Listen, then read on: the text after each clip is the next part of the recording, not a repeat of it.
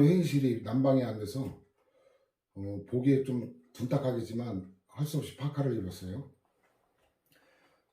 보충 자료가 뒤늦게 완성이 돼가지고 원고 접격까지 지난번에 진행했죠. 8회 보충 자료, 이제 마지막 보충 자료인데 간단하게 설명을 요하는 거를 보충 자료로 한번 봅시다. 취소 소송은 일단 소송 요건이 충족이 돼야죠. 소송 요건이 충족되지 않으면 보정이 가능하냐 아니냐에 따라서 보정이 불가능하면 바로 각하시키죠. 제소기간이 지났다든가 대상 적격, 원고 적격, 협의 수익 인정이 안 되는 거는 보정이 불가능한 거죠. 근데 보정이 가능한 거, 관할 법원은 이송, 피고는 경정, 이렇게 이거는 사실 변론 종결 시까지 치의를 인정하는 거고, 그다음 모든 소송 요건이 다 법원의 직권조사 사항이기 때문에 자백의 대상이 아니다라는 거고, 소송 요건은 처음에 제기할 때만 충족되면 되는 게 아니라 상고심까지 계속 유지돼야 되는 거고, 이 소송 요건 단계는 추상적인 거예요. 예를 들어 지난 시간에 원고 적격 받지만 법률상 이 권리, 이게 일반 국민에게 있냐 없냐를 따지는 거예요. 일반 국민에게 없는 권리가 얘한테 있을 리가 없죠. 그럼 각하시키는 거예요. 그럼 일반 국민에게 인정되는 권리다, 그 침해됐다고 주장하는 그 이익이나 권리가 일반 국민에게 있다면 얘한테도 있을 수 있으니까 원고에게 구체적으로 그러한 권리가 있는지 이거는 본안에서 가리는 거고, 그다음 모든 소송 요건은 다 충족해야 되는 거지 하나만 가지면 되는 건 아니다. 소송 요건의 확대는 결국 권익구제 확대와 연결되죠. 대상 적격이 가장 중요한 거고, 원고 적격 받고 이번 시간에 협의 수익과 피고 적격 이하 다루게 될 거고, 이렇게 소송 요건을 갖추면 소재 기호가 그 행정소송의 특이한 거, 집행 부정지의 원칙 2페이지 보면 예외적으로 집행정지가 있는 거죠. 그 다음에 이제 심리를 하게 되는데, 심리에 관한 거는 법률 전문가의 영역이기 때문에 우리하고는 별로 이렇게 크게 관계가 없어요. 그 다음에 판결의 종류 기본적으로 알아야지. 원고 청구를 받아주는 거, 인정과 용납 줄임말이 인용 판결이죠. 그 다음 기각 판결, 사장 판결이 있고, 효력이 기판력은 모든 판결의 공통인데 이건 주로 민사소송에서 다루거든요. 우리한테 특이한 게 기속력이죠. 그래서 기속력이 가장 중요한 거고, 형성력도 우리에게 중요한 거긴 하지만 그렇게 내용이 많은 건 아니기 때문에 어려운 건 없고, 그 다음에 말로 잠깐 했는데 그 3페이지 보면은 그 지난 시간에도 봤지만 무효확인 소송이나 부작위법 확인 소송은 원래 그 제소기간 제한 규정이 적용이 안 되죠. 근데 이게 취소 소송과 그 연계가 될 때, 이때는 취소 소송의 요건을 갖췄냐 못 갖췄냐에 따라 달라져요. 그래서 예를 들어 그 무효확인 소송을 제기했는데 취소사에 그칠 때 만일에 이게 취소 소송의 요건을 갖추면 취소 판결이라도 내려줍니다. 무효확인 판결을 내려줄 수는 없죠. 무효확인 판결은 말 그대로 처분의 하자가 당연 무효라는 확인을 해주는 판결이기 때문에 무효가 아닌 걸 무효확인 판결을 내리지 못하지만 대신에 취소 판결 내려서 원고 승소로 판결을 내려주거든요. 근데 취소소송의 요건을 못 갖추면 그냥 단순 기각 판결을 내리는 거예요. 그 다음에 병합인데 그 취소소송 요건을 갖출 때는 병합을 허용하는데 요건을 못 갖추면 허용하지 않죠. 소변경도 마찬가지죠. 무효확인 소송 제기했다가 취소소송을 바꿔달라, 취소소송 요건을 갖출 때만 허용하고 그렇지 않으면 안 되죠. 관련 판례는 부작위 확인 소송도 원래 제소기간 제한이 없지만 얘가 취소소송과 병합을 하게 되면 취소소송의 요건을 갖춰야 된다라는 논리예요. 자, 그 다음에 도롱뇽 사건에서는 이제 당사자 능력과 당사자 적격, 피고정 권리 이게 다르다라는 거 교과서에 봤는데 이건 더 제가 설명할 건 없고, 대한민국 최초의 인인소송 원고 적격 인정한 판례가 이건데, 그래서 법률 규정이 그 도시계획법과 건축법이 근거법령 내지는 관계법률이거든요. 여기에 그 취지를 오로지 공익만 보호하느냐 아니면 부수적이나마 사익까지 보호하느냐, 그 보호규범의 목적을 탐색하는 방법론을 보호규범 이론이라고 한다 그랬죠. 근데 고등법원은 각하한다 그랬죠. 이거 오로지 공익만 보호하는 거다. 근데 대법원에서 파기가 됐죠. 그래서 환송시켰는데 부수적이나마 주거지역 내에 거주하는 사람의 주거의 안전과 생활환경을 보호하고자 하는데도 그 목적이 있다. 사익보호 표지를 인정을 함으로써 원고적까지 인정했던 거고. 그 다음에 제주일보 사건, 이거 뭐 사실관계가 굉장히 복잡한데 늘 얘기하면 이거 예우라고 하는 게 아니라 이 사법상의 권리하고 신문을 발행할 수 있는 지위가 다르다. 그것만 알면 행정법에서는 끝나요. 종합 정리한 거고. 자, 일단 요렇게 하고 나서 돌아와서 권리부의 필요성, 협의의 소익인데 이거는 되게 쉬워요. 유형화되어 있는 게 소송을 통해서 얻고자 하는 목적 달성이 가능한 거, 이게 바로 권리부의 현실적 필요라고 하는 거예요. 그 소송에 이겨봐야 목적 달성이 안 되거나 소송을 제기하지 않아도 이미 권익 침해가 해소된 경우는 굳이 시간하고 돈을 들여서 소송을 제기할 이유가 없잖아요. 여기도 일단은 법률상 이익이라고 하는 게 똑같아요. 이게 행정소송법 12조가 1문, 2문에서 2개 문장으로 되어 있는데 앞에 문장이 원고 적격이고 처분되는 효력이 기간의 경우가 뭐 해가지고 소멸된 후에도 회복되는 이익이 있는 경우 또한 같다. 이 문이 협의 소익이라는 거거든요. 근데 일단 회복되는 법률상 이익의 범위에 그 명예, 신용도, 인격적 이익은 이건 제외된다는 게 판례 입장이. 근데 예외가 있긴 해요. 예외가 있긴 한데 일단 기본적인 입장이 그렇다. 그 다음에 뭐 판단 기준인데 개별 구체적 사정을 고려. 이건 뭐 가볍게 보면 되겠죠. 이 유형화된 건데 취소돼봐야 원고에게 아무런 실익이 없는 경우. 이걸 일일이 다 외울 이유가 없어요. 원상회복 목적 달성이 불가능한 경우인데 원칙적으로 부정하죠. 자, 그래서 이게 일반론이죠. 행정처분의 무효확인 또는 취소를 구하는 소에서 비록 행정처분의 위법을 이유로 무효확인 또는 취소 판결을 받더라도 그 처분으로 발생한 위법 상태를 원상으로 회복시킬 수 없는 경우, 이때는 원칙적으로 법률상 이익이 없다라는 거죠. 그 다음에 예외적으로 있는 경우인데 이게 판단 표시가 두 가지를 이용하면 되는데 일단 여기 직접적인 거는 회복이 안 되더라도 다른 회복되는 게 있는 경우, 이거 다 주석을 달아놨기 때문에 외우지 않아도 거의 유형화되어 있어요.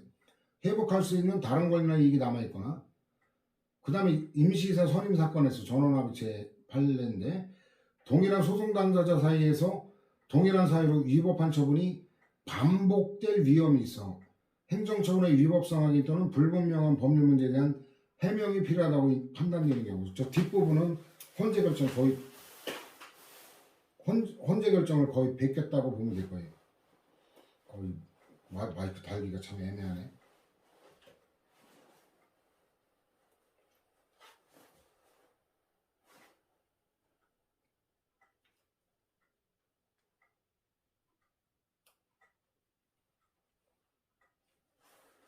자, 그 다음에 최신 판례에서 이제 부연 설명해놨죠. 불분명한 법률 문제에 대한 해명이 필요한 상황에 대한 대표적인 예시일 뿐이고 반복 위험성은, 자, 요걸 음미해야 돼요. 반드시 해당 사건의 동일한 소송 당사자 사이에서 반복될 위험이 있는 경우만 의미하는 게 아니다라는 거. 다른 사람의 경우도 이게 반복될 위험이 있으면 인정하겠다라는 거지. 그래서 원칙 부정되는 거 여러분들이 읽어보면 돼요. 필요한 주석 다 달아놨기 때문에. 판례 요지도 뭐 특별할 게 없어요. 자, 일단 938에 보면 이격거리를 안 뒀는데 위법이에요. 근데 이미 공사가 완료됐다면 이 철거를 구하는 소송은 민사소송이지 행정소송, 처분의 이름을 부인한다고 해서 불법 건축물이 저절로 철거되는 게 아니죠. 철거를 구하는 소송이 실효적인데 그거는 취소소송이 아니라 민사소송이거든요. 대집행 실행이 완료된 경우 건물 철거를 막아달라는 소송인데 철거가 끝나고 난 다음에 철거를 막아달라는 소송은 아무 의미가 없죠. 그죠? 다 이런 식이에요. 그래서 이거 다 넘어갑니다. 근데 941에 보면 협의수익 인정사례 있죠. 예외인데 이것도 다 유형화시켰죠. 보수 등 재산적 이익인데 징계처분으로 감봉처분이 있은 후에 공무원의 신분이 상실된 경우 감봉처분의 취소를 구할 이익. 그 뒤늦게 감봉 처분에 취소를 구하면 감봉된 기간 동안에 봉급을 받을 수가 있죠. 그 다음 파면 처분이 있은 후, 이 시간을 잘 봐요. 파면 처분이 있은 후 그 금고 이상 형을 선고받아 단연퇴직이 나중에 이루어졌죠. 그러면 파면 처분을 만약에 취소하게 되면 파면 처분이 있은 다음부터 단연퇴직할 때까지 기간 동안 급여 청구권, 봉급을 받을 수가 있잖아요. 그 다음에 이제 그 정현주 KBS 사장이 있죠. 그 경우도 임기가 끝나가지고 근데 그게 8번인가 아마 그럴 거예요. 해임처분 무효확인 또는 취소 중 계속 중에 임기가 만료되어 해임처분의 무효확인 또는 취소로 지위를 회복할 수 없어요. 임기가 끝나고 새로운 사장이 임명돼가지고 그래서 원하는 복직은 안 되지만 역시 봉급, 보수 지급을 다 이런 식이에요. 나머지는 여러분들에게 맡기고 넘어갑니다. 그 다음에 945인데 목적 달성이 된 거죠. 취소 소송은 처분의 효력을 소멸시키려는 소송인데 다른 이유로 소멸이 되면 굳이 시간하고 돈 들여서 소송으로 취소할 필요가 없죠. 그래서 효력기간이 경과한 경우에 관한 판단 기준은 일반론인데, 자, 행정처분의 효력기간이 정해져 있는 경우, 처분의 효력 또는 집행이 정지된 바 없다면, 그래서 여기도 우리가 알 수 있는 게 집행정지, 효력정지는 바로 협의의 소익을 유지시키기 위한 제도적 장치다 이렇게 생각하면 돼요. 이 기간의 경과로 처분의 효력은 상실되므로 기간 경과 후에는 처분이 예형상 잔존함으로 인해 어떠한 법률상 이익이 침해되고 있다고 볼 만한 별다른 사정이 없는 한 법률상 이익이 없다는 얘기죠. 그 다음에 예외적인 경우인데 이건 예외적인 게 아니라 원고 적격하고 똑같죠. 실제로 침해되고 있는 경우만이 아니라 권익 침해의 구체적 현실적 위험이 있는 경우도 인정하겠다라는 거예요. 그 다음에 기간의 경과로 소멸하든 취소 철회 실효로 소멸하든 소멸됐다는 건 모를 사람이 없어요. 다만 인정사항의 예외인데 여기는 주석을 달아놨던 거를 음미하면 됩니다.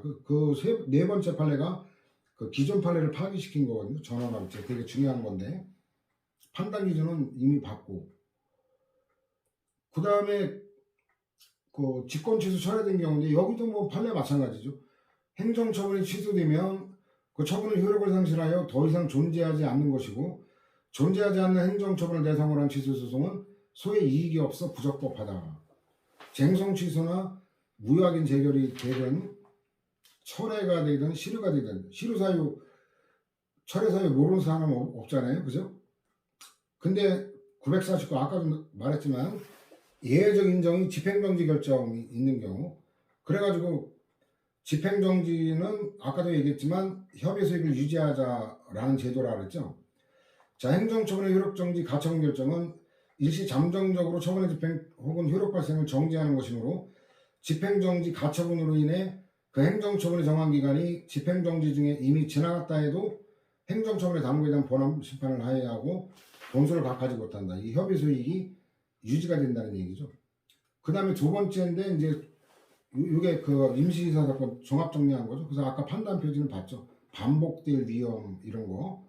그 다음에 세 번째가 이제 구체적 사실관계 나온 거고. 가중된 제재 처벌의 경우는 50점짜리 사례 문제로 한때 엄청나게 많이 유행을 했는데 이게 가중 처분은 위반 행위 횟수에 따라 그 처분이 그 제재 처분의 정도가 가중되는 거예요. 이게 예를 들어 보면 지금 어떻게 바뀌었나 모르겠는데 예를 들어 국립공원에서 담배 피다 걸리죠. 1회 위반 시 10만 원, 2회 위반 시 같은 해에 두 번째 적발되면 20만 원, 세 번째부터는 4번이든 5번이든 다 30만 원씩. 그 다음에 이거는 이제 해가 바뀌면 다시 시작돼요. 1회부터. 이런 게 가중된 제재 처분인데 이게 법률 대통령령 불형형 행정지경처로 됐을 때 협의 수익이 어떻게 되느냐 이걸 나눠서 판단하라 이런 식의 사례 문제가 한때 유행을 탔는데 지금은 이제 거의 축제가 안 되는 것 같은데 그 가중처벌의 취지는 뻔하죠. 두 번째 쪽으로 보면 같은 내용의 위반 행위를 반복하는 경우에 더욱 중하게 처벌하는 취지다. 상습범에 대한 가중처벌이다. 그렇게 생각하면 돼요. 특별할 것도 없죠. 두 번째 건 가볍게 보면 될 거고 지역적인 거라. 그래서 일단 법률 형식 이게 건축사법이 아주 출제가 많이 됐던 건데 법률 대통령 형식은 옛날부터 인정했는데 불형이나 지방자치단체 규칙 형식은 이거는 협의회 소임만 인정으로 바뀌었고 불형 형식의 행정규칙의 법적 성질은 여전히 변경하지 않았다는 점을 주의하라고 했죠. 전화합의체에 보면은 뭐를 파기하고 뭐는 파기하지 않았는지 이걸 나눠서 여러분들이 정확하게 판단해야 되는데 239에 인용했죠. 근데 훈령에 규정된 거는 이거는 지금도 인정 안 하고, 그 다음 아까 국립공원 사건 얘기했죠. 1년 단위로 되는 거니까 1년이 지나면 이게 지난해 1회 올해 2회 이러면 누산 2회 이렇게 되질 않아요. 해마다 다시 시작하는 거기 때문에 지난해 한번 영업정지 당했다면 그건 끝난 거예요. 해가 바뀌면 그건 끝나기 때문에 가중처분을 받을 위험이 없기 때문에 그런 경우 소송 안 받아줘요. 자, 농고는 가중처분을 받을 위험이 있다라는 거죠. 그래서 법률인 건축사법이 이게 가장 대표적인 건데, 처분에서 정원기간이 도과했다 하더라도 위처분을 그대로 방치하여 둠으로써 장래 건축사 등록 취소라는 가중된 제재처분을 받게 될 우려가 있으므로 건축사로서의 업무를 행할 수 있는 법률상 지위에 대한 위험이나 불안을 제거하기 위해 건축사 업무정지 처분의 취소를 구할 이익이 있다. 그러니까 예를 들어보면 이게 그 통산 12개월 이상 1년에 2회, 그러니까 내가 일단 올 초에 지랄하고 영업정지를 받았어요. 그리고 남아있는 올해 기간이 굉장히 길죠. 여기에 영업정지 한 번만 더 받으면 건축사 등록 취소가 되는 거예요. 그럼 영업을 내가 못하게 되죠, 몇 년간. 자, 이러니까 지금 어때요? 내가 이 건축사 면허 취소까지 받은 경우는 말할 것도 없고 1회 영업정지 받은 거 또 취소할 실익이 있는 게, 왜냐면 이걸 취소시키면 앞으로 한 번 더 영업정지를 당하더라도 건축사 등록 취소라는 가중처분을 받지 않을 이익이 있잖아요. 그죠? 이하 다 똑같아요. 근데 1년이 경과했다 그러면 이걸 다시 시작하는 거니까 그 위험이 없다는 얘기죠. 불형인 시행규칙 또는 지방자치단체 규칙, 이거 도배를 하고 있죠. 전환합의체 바꿨기 때문에. 여러분들 읽어보면 돼요. 농고는 행정규칙에 대내적 구성력이 있다. 따라서 공무원이 이 불형에 안 따를 수가 없다. 안 따르면 복종의무 위반으로, 법령준수 의무 위반으로 징계당할 수 있잖아요. 그러니까 그 현실을 고려해서 요 협의회 소임만 바꾼 거지 법적 성질의 행정규칙서를 바꾼 건 아니다 그랬죠. 그 다음 보다 실효적인 권리구제 절차가 존재하면 굳이 얘를 이용할 이유가 없죠. 이게 너무 쉬운 거예요. 그 다음 목적 달성이 된 거죠. 처분 후에 사정 변경에 의해 권위 침해가 해소된 경우, 그 시험 관련되는 건데, 그 시험 떨어졌는데 나중에 시험 합격했어요. 그러면 합격해달라는 소송은 더 이상 의미가 없죠. 근데 다음 페이지 인정사례 있죠. 검정고시. 왜냐면 이 검정고시 출신과 고등학교 졸업해도 고졸 자격을 얻는 건 똑같아요. 근데 뭐가 달라요? 정규 고등학교 졸업자라는 지위하고 검정고시 합격자 지위는 이 사회에서 본질적으로 달라요. 예를 들어보면 우리나라가 학벌 사회라 그러죠. 물론 미국도 정도의 차이는 있지만 마찬가지라고 얘기는 하는 것 같은데, 제가 미국 가본 적도 없어서. 그 학벌이 뭘 얘기하는지 알아요? 고등학교를 얘기하는 거예요. 고등학교. 대학교, 스카이가 아니라 고등학교를 얘기하는 거예요. 예를 들어보면 그 TK 정권이라고 그러죠. 닭깎기 마사오, 그때는 TK 정권이라고는 하지는 않았어요. 전두환 대머리부터 노태우, 이걸 TK라고 했죠. TK가 대구 경북인데 그 중에 경복궁 옆에 있는 경복고는 여기는 서울에 있는 거고, 경북고등학교가 거기가 성골이고, 대구 시내와 경북에 나오면 진골이고, 그 다음에 이제 그 대한민국 최고의 명문고등학교라고 해서 경기고, 서울고 이런 데는 육두품이라고 평가되는 거예요. 그 다음에 YS 때는 그 PK라 그랬죠. 부산 경남, 부산고하고 거기에 또 뭐 있죠? 부산고, 경남고, 거기가 성골이고 나머지 부산 경남학교가 진골이거든요.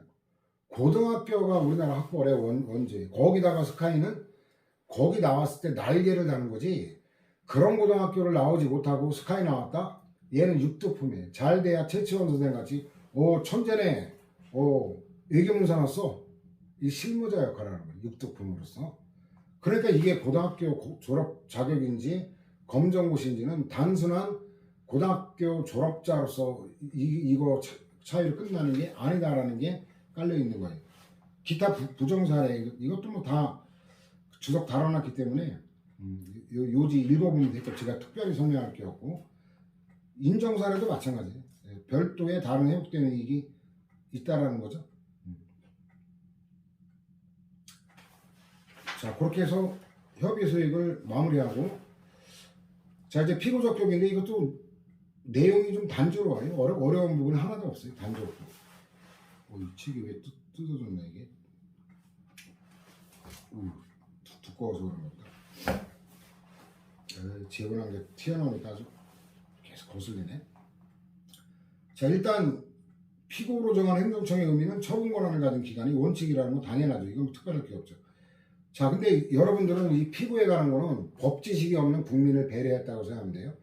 법지식이 없는 국민은 이게 원래 누구의 권한인지를 알지를 못하는 경우가 많죠. 따라서 명의기관이 누구냐, 이거를 잘 보면 돼요. 명의기관이 그 적법한 권한을 갖지 못하더라도 피고만은 국민을 위해서 명의기관이 피고가 된다는 거예요. 그럼 여기 누구 명의예요? 인천직할시장 명의. 정답 나왔죠. 그럼 피고가 누구예요? 남구 북구청장은 통지만 한 거예요. 그럼 누가 피고예요? 명의가 인천직할시장. 얘가 피고죠.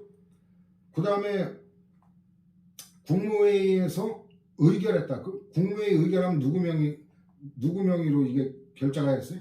대통령이 결재했죠. 그럼 대통령 명의로 명의로 왔으면 누가 피고예요? 대통령이죠. 그 다음에 감염병에 관한 거는 질병관리본부장.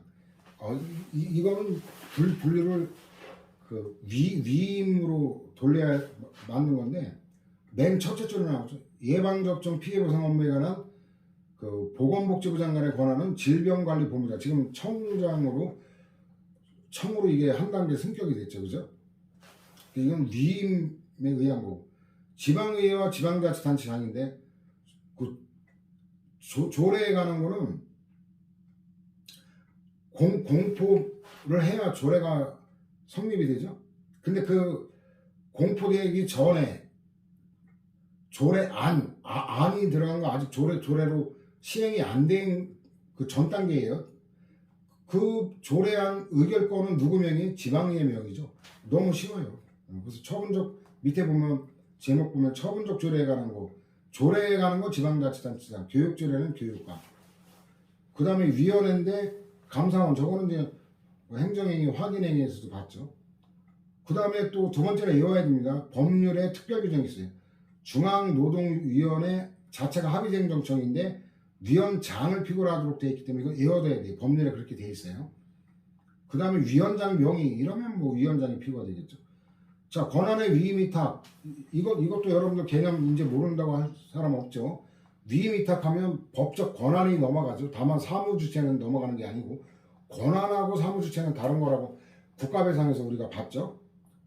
그 지방철도청장, 이것도 세 번째 줄 보면 지방철도청장에게 위임했다라는 표시가 나오고, 세무서장의 공매 권한이 성업공사에 위임됐다 그러면 권한이 넘어가니까 성업공사가 피고고, 그 다음에 그 경부고속도로 구간의 통행료 징수권, 이건 한국도로공사, 이것도 위임된 거죠.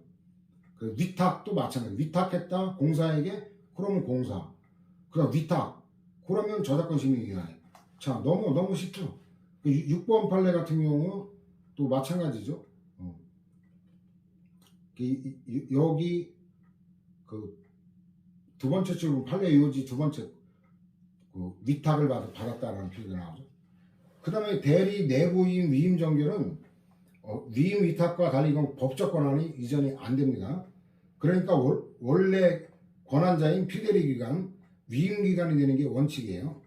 그래서 내부 위임의 경우, 근데 원칙은 그런데 명의가 나오면 명의 기관이 무조건 우선이라 그랬죠. 내부 위임의 경우 수임관청의 권한인데 개명의를 했으면 이건 적법하게 제대로 한 거니까 말할 것도 없이 위임관청이 피고되는 거고, 대리기관이 대리관계를 표시했다. 그러면 원래 이게 누구 사무인지를 알 수 있죠. 그럴 때는 피대리 행정청이죠. 근데 수임기관의 명의로 해서는 안 되죠. 무권한은 무효죠. 그 하자 정도는 무효이지만 피고만은 명의기관인 수임기관. 근데 피대리기관을 밝히지 않으면 명의기관이 대리기관밖에 없잖아요. 그러면 대리기관이 피고가 된다. 다 명의가 누구냐를 보면은 너무 쉬워요. 그 정도로 넘어갈 거고. 그다음 피고를 바꿔주는 게 피고 경정이죠. 잘못 지정한 때는 얘 잘못이니까 직권으로는 안 해줍니다. 신청이 있어야 돼요. 근데 뭐라?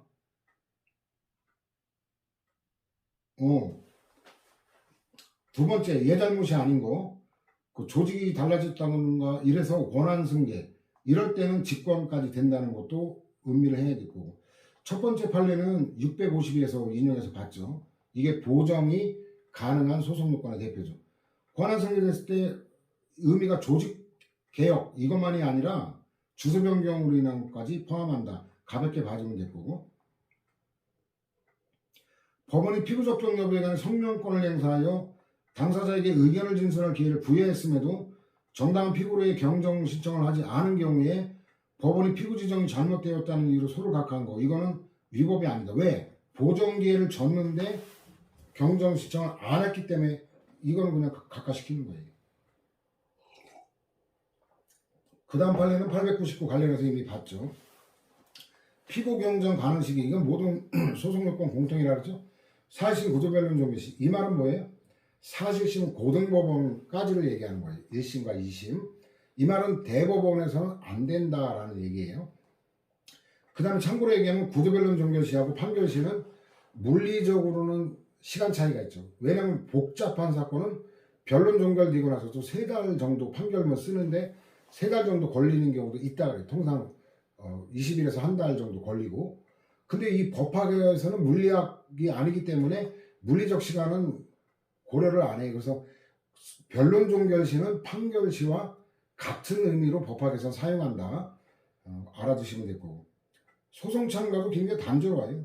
이 소송 참가에 가는 게 민사소송에서는 굉장히 복잡하게 다루는데 우리는 전문적인 소송 전문가를 양성하는 시험이 아니기 때문에 자, 모든 거 손해배상도 그렇고 결과적으로 청구권도 그렇고 반사적 이익은 안 된다. 법률상 이익이 있어야 된다. 다 똑같죠. 그래서 법률상 이익 인정 사례인데 피고보조 참가인이 원고들에 대한 광역권 증거허가 처분으로 인해 동증거허가 대상 구역에 해당하는 보안구역이 폐지됨으로 말미암아 원고들의 광고로부터 상당한 거리를 상실한 결과가 되어 보안구역 전체 이익을 침해당하는 경우, 이렇게 되면 붕괴될 우려가 있잖아요. 그럼 뭐 당연히 인정되겠죠. 그 다음에 합격법인의 이사 겸 이사장에 대한 임원 취임 승인 취소 처분 취소 소송에 대해서 관할청인 피고를 돕기 위해 이사장 직무대행자가 합격법인의 이름으로, 또 합격법인의 입장에서는 어때요? 합격법인의 입장에서는 원하지 않는 이사가 합격을 끌어가게 되는 그런 문제가 생기죠. 그 다음에 공정거래위원회가 명한 시정조치 취소를 구하는 행정소송에서 당해 시정조치가 사업자의 상대방에 대한 특정 행위를 중지 금지시키는 걸 내용을 하는 경우 그 행위의 상대방은 행정소송에서 공정거래위원회를 보조하기 위해 보조 참가를 할 수 있다. 이게 어떤 사건이냐면 어떤 부품을 공급하는데 우리나라에서 그 회사만이 독점적으로 생산한대요. 그러면 그게 그 특정 행위, 그 판매 중지 행위를 중지 금지하라는 시정명령 되는 거예요. 왜냐면 얘가 독점적으로 생산하는데 저 상대방에게 그 부품을 판매를 안 하면 생산을 못 할 거 아니에요. 그러면 직업의 자유에 직접적 침해를 가하게 되죠. 그러니까 직업의 자유가 침해되니까 그 상대방이 그 결국 법률상 이익이다라는 거지. 영업의 자유, 직업의 자유 관계되니까. 참가 이유가, 이거는 단어만 익혀두면 돼요. 참가 이유가는 공동소송적 보조참가라는 거예요. 단순한 보조참가가 아니라 그 용어를 알아두면 돼요. 이 공동소송적 보조참가, 이런 의미는 민사소송에서 중요한 거지 우리한테 중요한 게 아니라 단어만 익히면 돼요. 그 다음에 결론 정도 알아두면 되는데 피참가인이 공동소송적 보조 참가인의 동의 없이 한 소치하 유력은 유유이다. 이거는 여러분들 이론적으로 이해하기 쉽지 않은데 그냥 결론을 알기는 쉬워요. 뭐냐면 판결이 났냐 안 났냐, 판결이 나기 전에는 이거는 유유해요. 동의 없어도. 근데 3번 참가인이 상소를 했다. 상소를 했다는 얘기는 1심, 2심 판결이 있잖아요. 그 옛날 판결이 뒤집어지는 결과가 될 수도 있죠. 그러니까 이거는 동의 없이는 멋대로 이 포기 함부로 할 수가 없어요. 판결의 결론이 달라질 가능성이 있기 때문에 그런 거예요. 그러니까 그 판결이 그 전에 있냐 없냐를 따지면 돼요.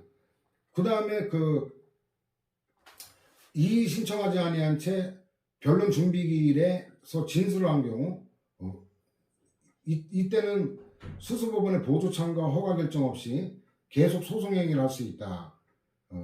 이게 이제 법률에 그렇게 돼 있기 때문에 그런 거거든요.